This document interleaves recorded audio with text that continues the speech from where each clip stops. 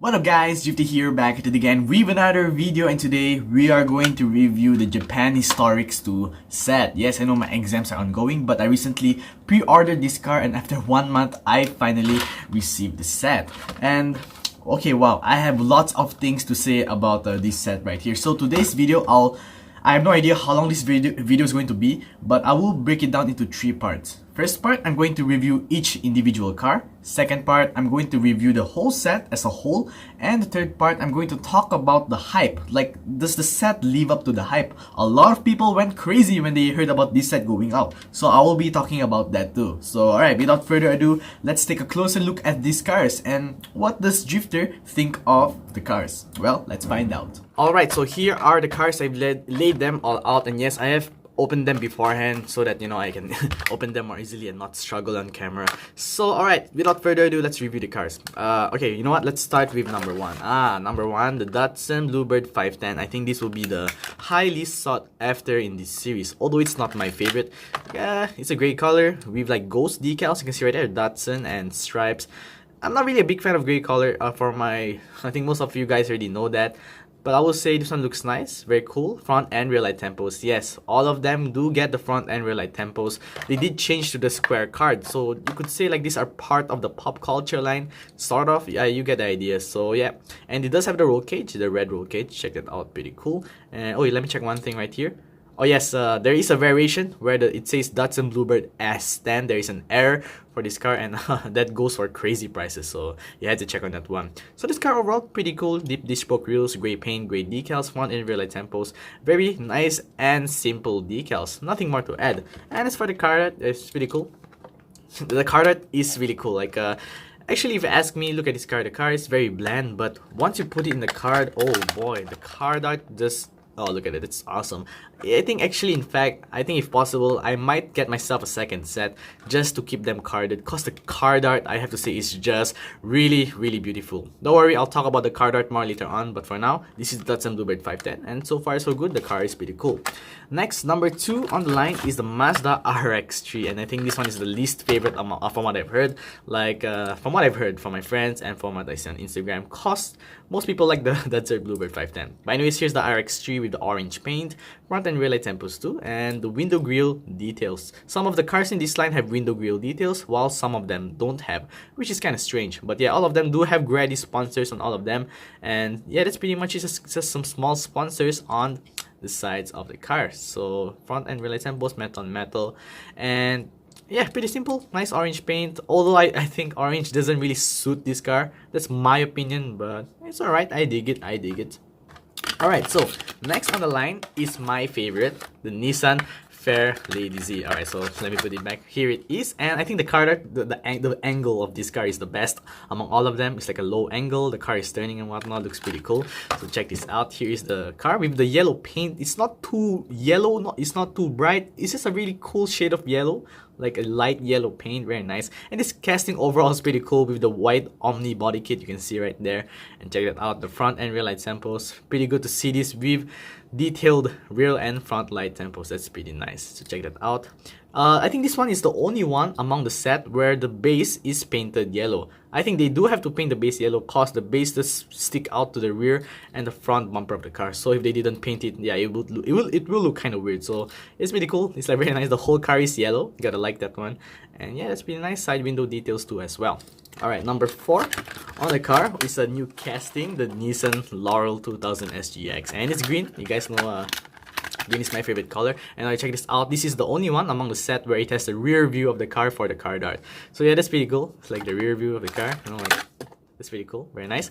So here's the car itself. Let me focus on that one. Front and rear light tempos too, plain. Yeah, don't forgive me if there's nothing much for me to say, because once again, these cars are plain. They really only have like these decals on the side of the car. That's pretty much the decals of the car. They did go for a plain look for this whole series. So yeah, front and rear light tempos. And the thing about the rear light for this casting is the rear bumper is on a chrome part. Normally Hot Wheels gives cars chrome, plastic chrome bumpers, and there's a plastic chrome interior. So it is kind of surprising. I'm not sure where this plastic chrome part came from, and it's kind of sad because for a long time Hot Wheels collector, you guys know that chrome will eventually turn black. So yeah, I'm scared that this car one day will turn black. So I was just wondering, why couldn't they make this rear bumper part of the black metal base, you know? You're just wondering. So yeah, that's a plastic part right there, but not a big deal. So it looks pretty cool. And side window grille details too, pretty nice. Love the green color in this one, very cool. Yeah, forget my lack of vocabulary. Pretty cool, pretty nice, awesome, blah blah blah. Well, you know, I'm just saying my opinion right here.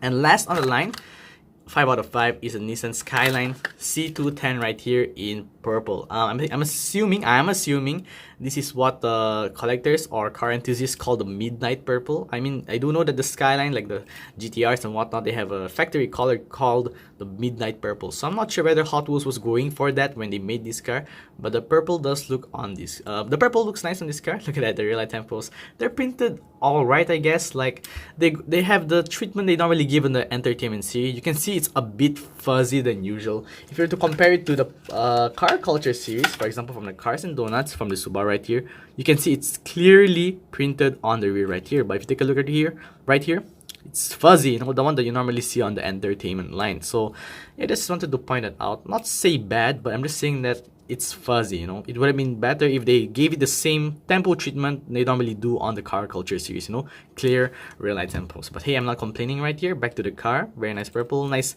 beige interior. Like, I really like this color interior, you know, like, you can see the beige interior instead of all of them always having black seats, black dashboards. It's very nice with this color. And check it out, there's a front right there.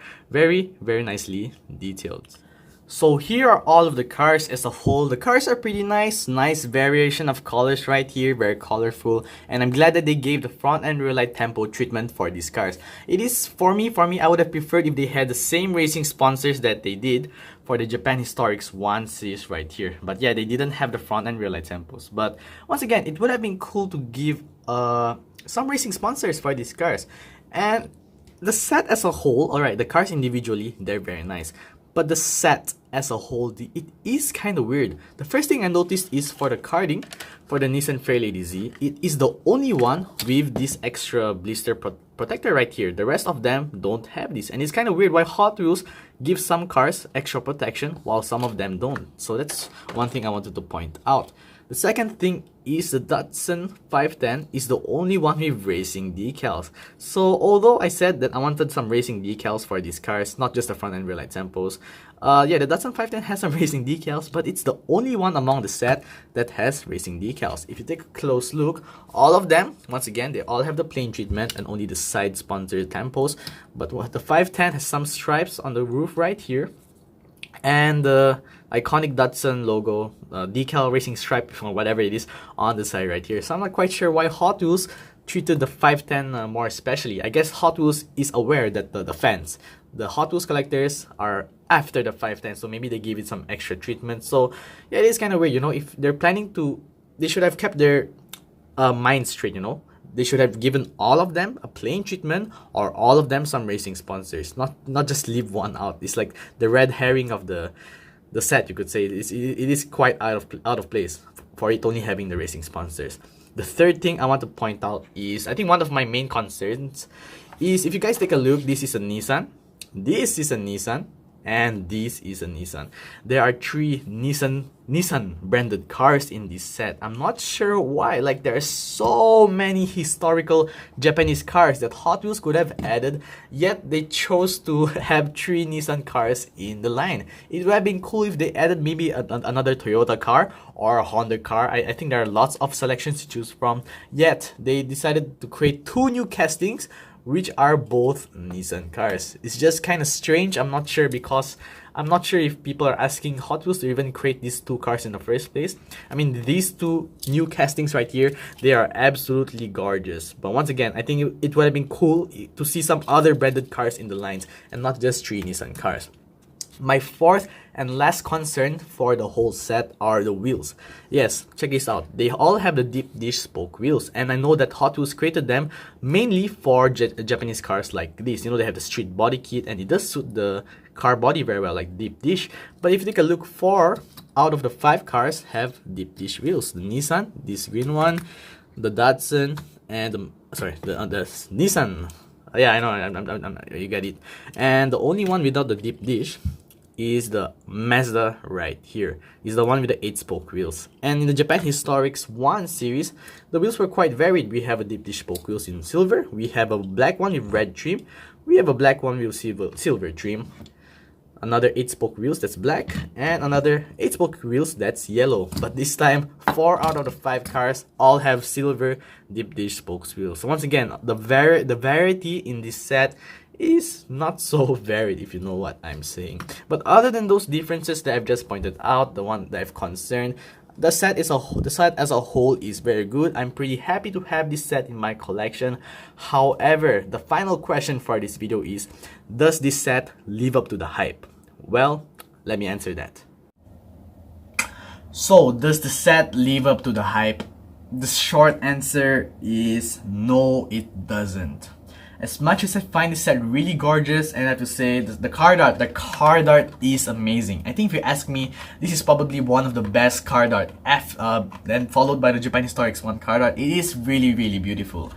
But yeah, the set does not live up to its hype, and this set further proves that there is a real problem in the diecast community. Whenever a JDM car gets released, be it a Skyline R33 on the mainline or a Mazda Repu, people go crazy over it. JDM collectors or non-JDM collectors or scalpers, no, people go crazy over JDM cars. When this set was first released, yeah, people were scalping it, you know. Here in Singapore, this set goes for 100 Singapore dollars when it can retail for $50.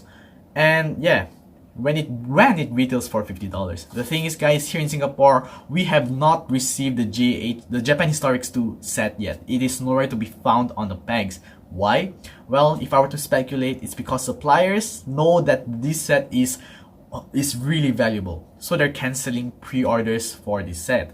How do I know this? On Instagram, there are people posting. For example, there was one instance where some collectors pre-order for the Japan Historics 2 set got cancelled from A&J Toys because, of course, who had predicted? A&J Toys that knows that this set will sell for much more than what they've paid for the pre-order. So they cancel the order of numerous collectors and just push them aside, and I don't know, maybe they sell this for a higher price, those suppliers. So I was really lucky that I pre-ordered this from a trustworthy person on Carousel, and I'm finally happy to have this on my hands, Japan Historics 2 set. Cause wow, it is really hard to find. Even US collectors, I've seen pictures on Instagram where they found this on the pegs, but hey, who would have known, you know, after one day they all disappear cause the hype is real. So yeah, the JDM craze continues to curse the diecast landscape, you know, like when there's a new JDM car, it goes crazy, but when a muscle car comes out, an exotic car comes out, no, not that much. People don't go crazy over it. But when the car has the name Nissan or Mazda, Honda, Toyota in it, people go crazy over it, you know. Until this day, I still don't know why. But enough about me, you know, you guys are already starting to think that I'm a JDM hater. No, once again, I need to reiterate this.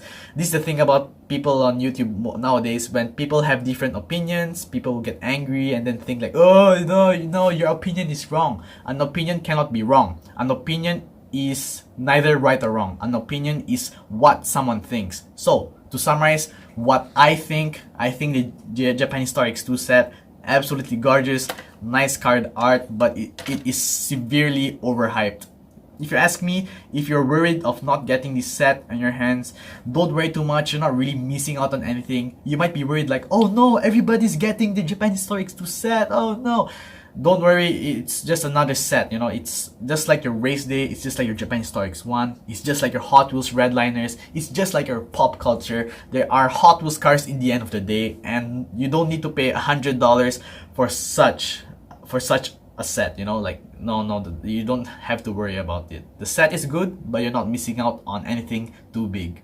So yeah, that summarizes it, you know. Good set, but severely overhyped. But I want to hear from you guys. What do you think of this set? And do you have... Okay, no, I shouldn't have asked that. Most of you are probably gonna say, no, you don't have the set. And I understand, because it is really hard to find this set. But yeah, anyways, tell me, have you found this set on the pegs? Or if you do, what do you think of the set? Do you agree with me? Do you agree that this set is good but it's severely overhyped, like people are going crazy over this car?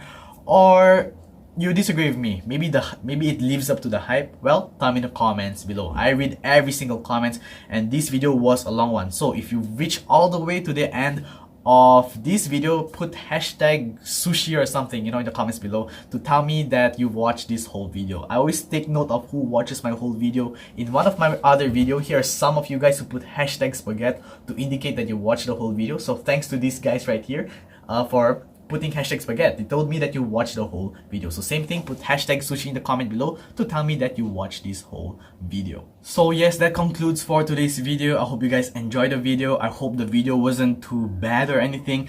Cause back when I got my Japan Historics 1 set, I reviewed it on my YouTube channel. I only had a couple hundred subscribers, so I just rented on what I said. No one will care. But now I do have some spotlight being shed over me. I had to be careful to what I said. I had to construct my criticism more nicely so that I won't offend too many people. I think there's already people that's offended by this video, but yeah, I tried to construct my criticism more nicely for this video. So yeah, I hope you guys enjoyed it, and once again, I apologize if you find the video poorly made. This review, it is quite long. It's one of my longest reviews ever, if not it's my longest review ever. So yeah, I hope you guys enjoyed it. Anyways, if you guys missed out my previous video, click right over here, and if you guys want to see another random video, click right over here. Don't forget to subscribe to both of my channels, and I'll see you guys in my next video. Bye.